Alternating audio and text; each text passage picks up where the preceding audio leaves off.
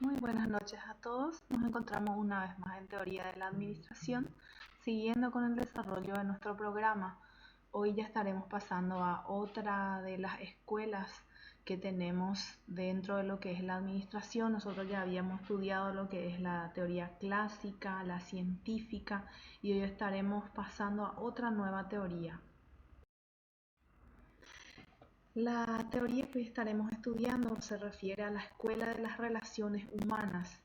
Esta escuela también es conocida como la escuela humanista de la administración, o podríamos llamarlo como la teoría de las relaciones humanas.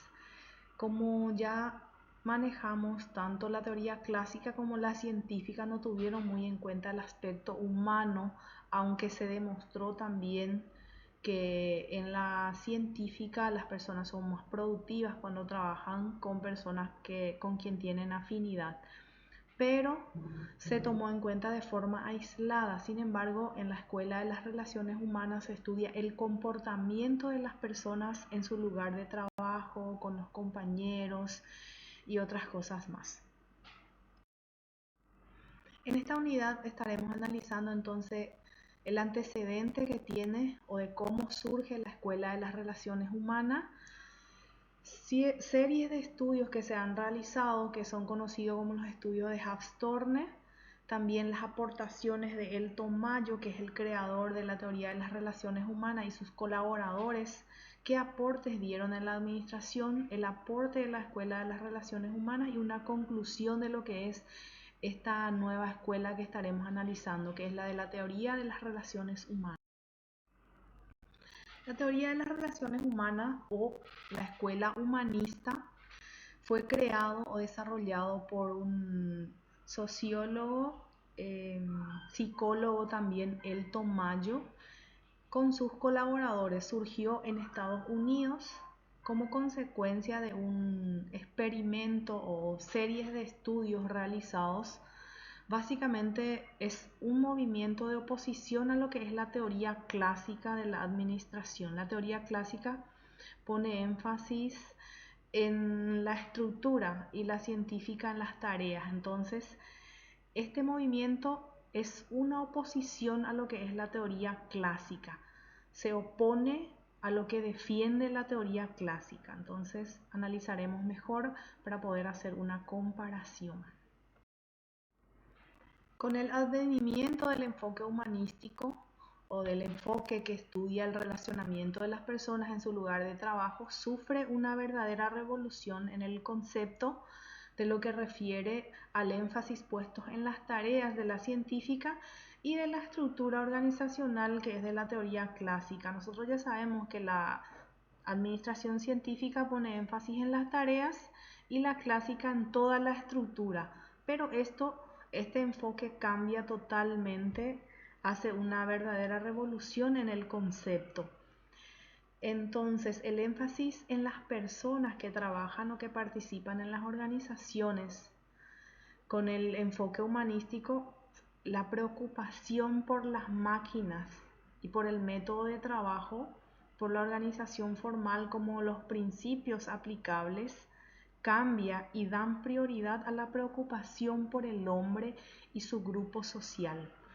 Entonces, no se preocupó tanto la teoría de las relaciones humanas por las máquinas o por el método de trabajo, sino que el relacionamiento del hombre con su grupo social o con su equipo de trabajo. De los aspectos técnicos formales se pasa al aspecto psicológico y sociológico. Según esta teoría, el ser humano es un ser pensante con sentimientos y emociones. Entonces, desde ese lado se trata de estudiar el comportamiento o la productividad de las personas. El antecedente de esta escuela surge, como su nombre lo indica, del hecho de enfatizar en la ciencia misma de la administración. De acuerdo con la naturaleza de este, se basa en dos fundamentos principales, ya que la administración es hacer a través de otros, la manera de cómo esos se sienten, reaccionan, se comportan. Entonces, la administración Para que se puedan lograr los objetivos organizacionales, en la definición nosotros habíamos estudiado que se necesita de otras personas para el logro de esos objetivos. Los gerentes, administradores, directores se valen por otras personas, guían a esas personas para el logro de los objetivos. Entonces es importante conocer el comportamiento del hombre y la naturaleza, de dónde proviene, cuáles son sus gustos. El avance de la ciencia del hombre en los últimos años han sido tan grande que muchos han hecho notar que se ha mejorado bastante en los últimos 5 años en todo el resto de la historia de la humanidad. Anteriormente no se le daba mucha importancia al recurso humano. Actualmente es uno de los activos más importantes de una organización o de una empresa, entonces hace diferencia las personas que trabajan dentro de ella. Les decía que estaríamos analizando series de estudios que se han realizado y que fueron los resultados de la creación de esta nueva escuela. Los estudios de Haft-Torne son series de estudios o experimentos que se realizaron en Estados Unidos en el año 1924 y hasta 1933, los cuales con el tiempo se conocieron como estudio de Haft-Torne. A esas series de estudios que se han realizado en Estados Unidos se le conoce como el experimento o el estudio de Haft-Torne, porque muchos de ellos fueron realizados en una fábrica de Haft-Torne de Western Electric. Es una ciudad en la ciudad de Haft-Torne, en una empresa llamada Western Electric, cerca de Chicago, Estados Unidos, donde se investigó la relación que existe entre la cantidad de iluminación en el centro del trabajo y la productividad de los obreros. En ese experimento se colocó en 2 galpones a los trabajadores. En un lugar había buena iluminación y en otro lugar no.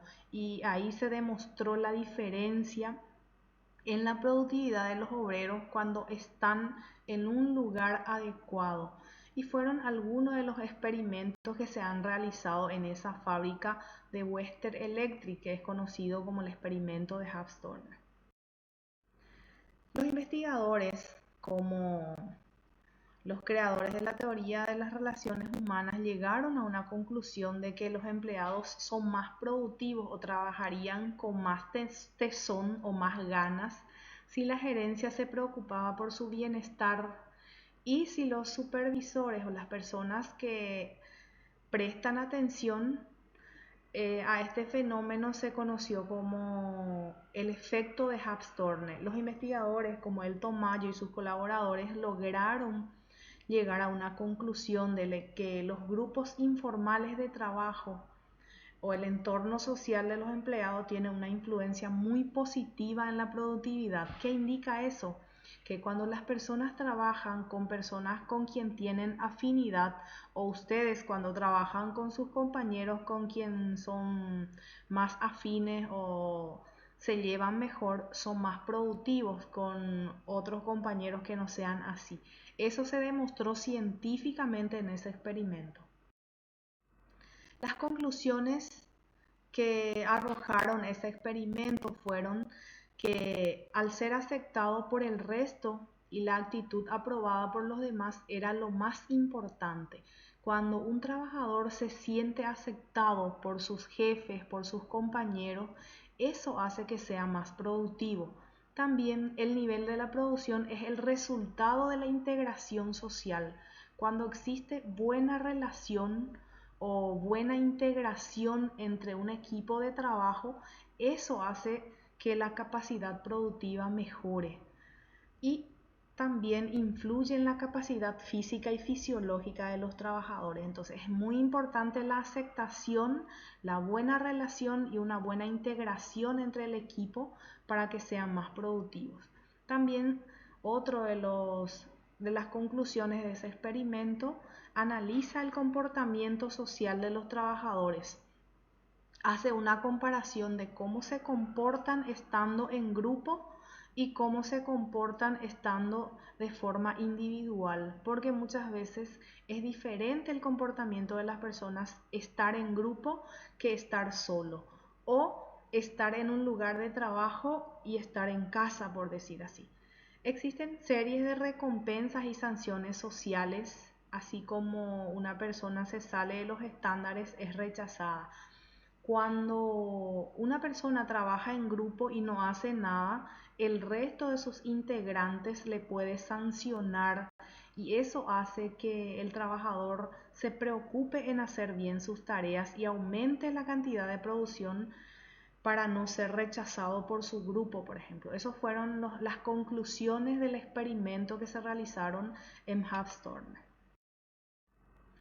También los grupos informales, que las relaciones de amistad entre los trabajadores es fundamental y que hay mayor productividad y confianza dentro de la empresa cuando existe relacionamiento de amistad. Por eso que no se debe demostrar una diferencia muy grande. Cuando nosotros somos jefes, no debemos demostrar eso en el relacionamiento con los subordinados.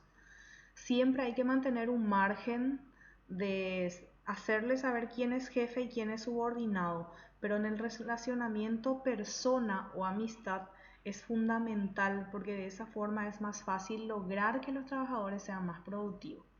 Las relaciones humanas. En la clase anterior nosotros habíamos estudiado personalidad, conducta, actitud, que cada persona tiene una personalidad diferente, una conducta y una actitud diferente y que debemos saber lidiar con esos.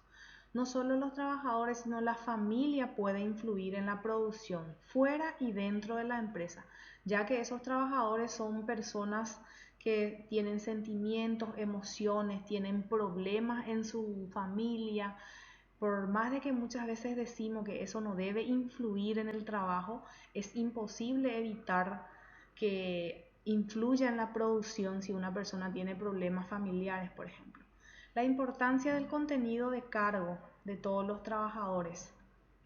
Elton Mayo, el creador de la teoría de las relaciones humanas, pone o presenta un aspecto muy importante referente al aspecto emocional, observar los efectos emocionales no planeados y tener en cuenta. Un ejemplo drástico, cuando una persona pierde un familiar, por ejemplo, es inevitable que influya en la producción y que esos aspectos no están planeados, pero que siempre hay que tener en cuenta según Elton Mayo, ya que él era sociólogo, psicólogo y entendía el comportamiento de las personas. Los precursores de esta teoría o de la teoría de las relaciones humanas o escuela humanista también como se le puede llamar, fueron Elton Mayo, su principal precursor, también uno de sus discípulos Kurt Lewin y Mary Parker, que le ayudaron bastante para poder defender y sostener lo que es la teoría de las relaciones humanas. Elton Mayo era psicólogo, sociólogo y un teórico de la organización empresarial. Era australiano, trabajaba en una compañía que era de Western Electric, ubicado en el barrio de Hawthorne, Chicago. Por eso justamente el experimento es conocido como el experimento de Hawthorne. Se toma la decisión de hacer un estudio psicológico y sociológico para conocer la influencia que tenían ciertos factores en la productividad. Factores como por ejemplo la limpieza, el ruido, la luz. Entonces, en base a eso realizó un experimento. Dicho estudio lo inician con un grupo de psicólogos y sociólogos para que puedan llevar adelante. Los aportes de Elton Mayo para la Escuela de las Teorías de las Relaciones Humanas demostró que el aspecto psicológico es muy importante en las tareas administrativas, que no podemos dejar de lado el aspecto psicológico que en definitiva influye en las tareas administrativas. Demostró también la importancia de la comunicación y de la entrevista, que tanto subordinados como jefes que tengan esa buena relación de transmitir mensaje, de recibir mensaje, de hablar con sus trabajadores. Demostró además la importancia que tienen los grupos informales. Grupos informales referían a los grupos de amistades con quien tienen afinidad los trabajadores y que de esa forma se convertían en más productivos o son más productivos. Con la Escuela de las Relaciones Humanas se inicia una nueva era en el desarrollo de la ciencia administrativa, ya que al diseñar y llevar a cabo ese experimento en Western Electric o el experimento de Haas-Thorne, convencido de las diversas repercusiones positivas y negativas de la era industrial en el modo y proceso de vida de los trabajadores como miembro integrante del conglomerado social. En el experimento se demostró algunas repercusiones positivas y negativas referente a lo que es hacer parte de un grupo social. Conglomerado social significa grupo social en donde pertenece o trabajan los miembros de una organización y la relación con su entorno.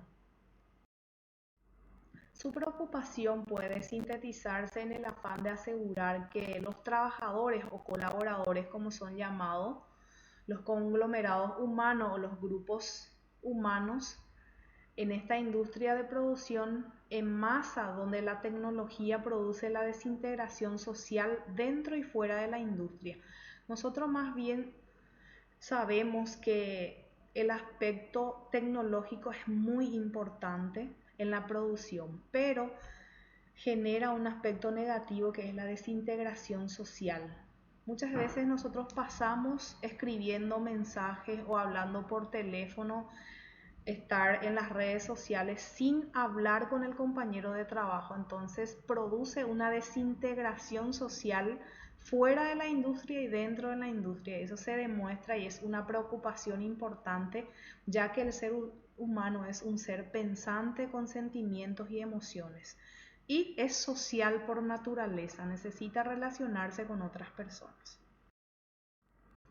El trabajo desarrollado por Mayo proporciona las siguientes conclusiones: que la administración de la industria y las actividades trata con grupos definidos de hombres y no con entes individuales, con personas con sentimientos y emociones. Y también la creencia equivocada de que la conducta del individuo puede predecirse antes de la contratación.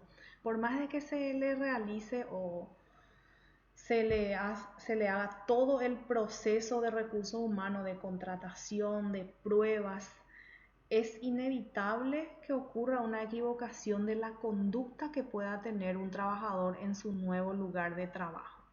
Los directivos deben descartar la hipótesis de la estaca o motivación negativa y deben sustituir por la participación, darle mucha participación, también protagonismo para que se puedan sentir bien y de esa forma llegar a producir mucho más.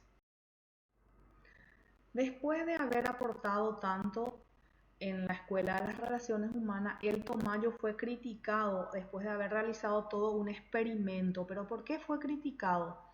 Porque sus estudios fueron llevados en una sola empresa, con gente determinada que tenían más o menos la misma clase social, la misma cultura.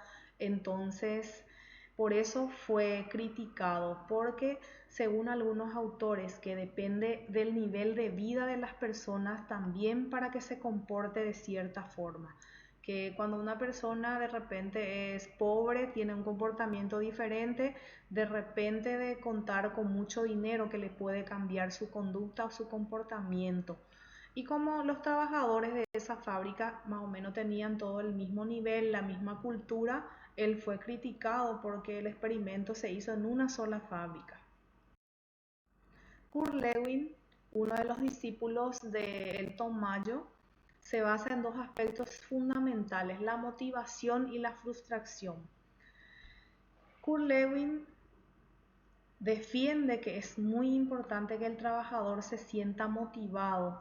Prometer algo al trabajador y que no se cumpla, eso le llega a la frustración.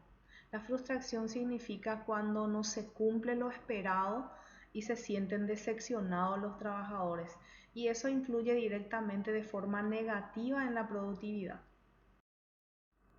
Los aportes de Kurt Lewin: realizó él grandes investigaciones sobre la motivación y también investigó la tensión, estudiando de qué forma afecta a la empresa la tensión o el conflicto para el logro de los objetivos.